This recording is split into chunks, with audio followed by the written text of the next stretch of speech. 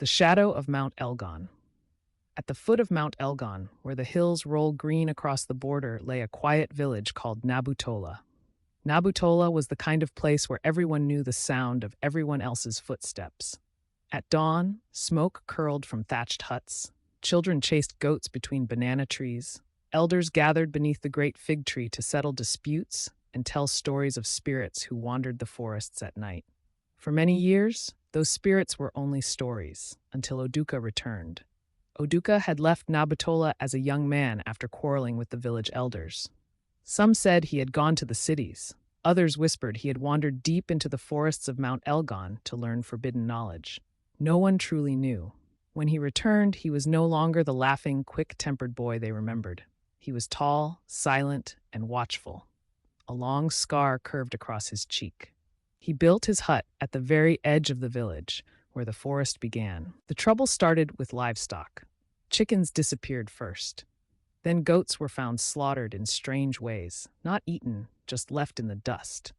The villagers murmured of curses. At night, a deep horn echoed from the forest. It was not a drum, not an animal, something else. Then came the fires. One evening, the granary burst into flames.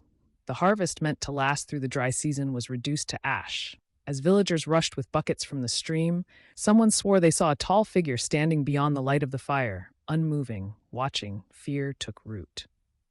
Children were kept indoors. Doors were barred with heavy wood. No one walked alone after sunset.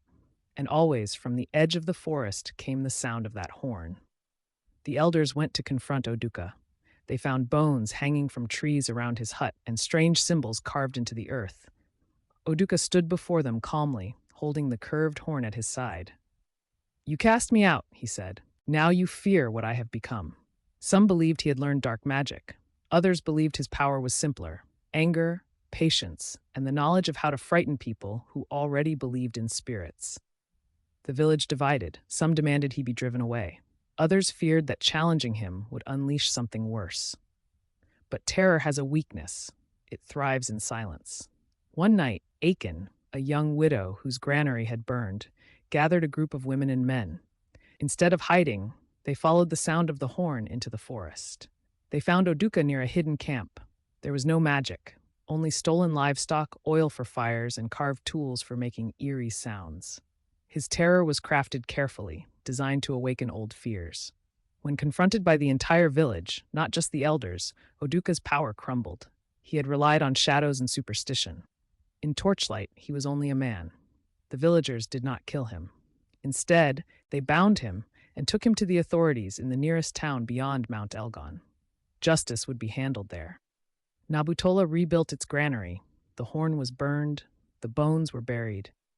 And the elders told a new story beneath the fig tree, not about spirits in the forest, but about how fear can give a single angry man the power of a monster. For years afterward, whenever children claimed to hear strange sounds at night, their parents would say, "There are no demons in the forest, only men who hope you are too afraid to look."